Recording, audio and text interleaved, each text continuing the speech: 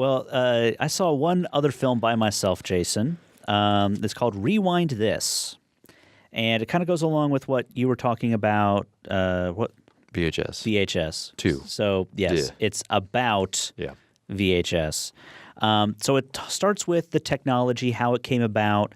Then it starts to talk more about like the industry and the movie industry and how it actually changed the way people consumed movies. Yeah. Because again, it's the same thing with music. We used to have to go to a place.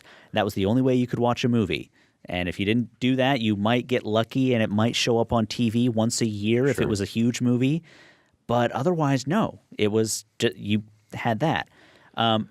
But VHS, being in the home, being available to regular people anytime they wanted, changed the culture of film watching dramatically. Do they ever explain Betamax? Yes. They talk about Betamax. Thank God. I still have mine. Yeah. I still have a copy of Total Recall that I will only watch on Betamax for the novelty's sake. Yes. They do talk about Betamax. Fantastic. And it also talks about people who sort of collect tapes to try to keep this alive. Well, it's like, the vibe I got from it, it was like people used to trade cassette tapes, and they still do. Like they send around mixtapes and stuff. I'm assuming the VHS is kind of the same way. Cool. Same deal.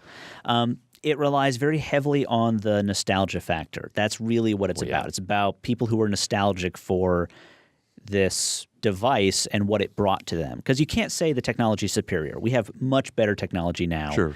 But it also talks about things. Well, we've got technology that's based off of VHS. The concept. I mean, DVDs are an exact influence of VHS. Exactly. They're just better. Well, and think about this: the title of the movie, Rewind This. Yeah. Well, you couldn't rewind a film before VHS. Unless you had a film. Exactly. And even then, it was a huge hassle. Right. But it did give a great look at why people are nostalgic for this era.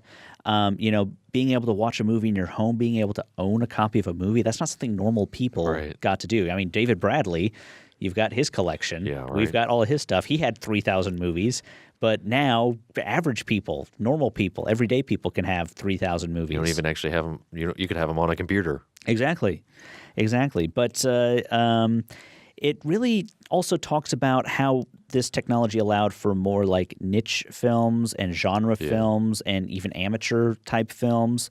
I feel like it focused a little too heavily on that aspect of it, but it was a big part of it. It's like, are you really going to talk about for half an hour how now you can watch Wrath of Khan on VHS? It's like, that's a cool idea, but that's not what's new about it. And it makes sense too, because I mean, even I'm assuming too today that that's still the only way to see some certain movies. Absolutely. Is on VHS. And that's what that's something else they talked about, how so many of these movies were only ever released on VHS, and it's going to be very difficult to get them back onto any other format.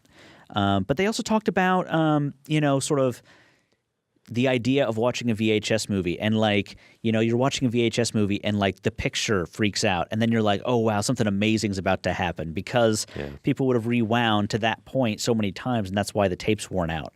So they talked about that a lot. It really talked about sort of the cultural impact and how it affected sort of a whole generation of moviegoers. I mean, I never had, I started collecting movies on VHS. I think I had 78, 80 or something like that. And I sold them all because they were all just standard Hollywood movies. But yeah, I mean, we all kind of experienced that, at least people of a certain age.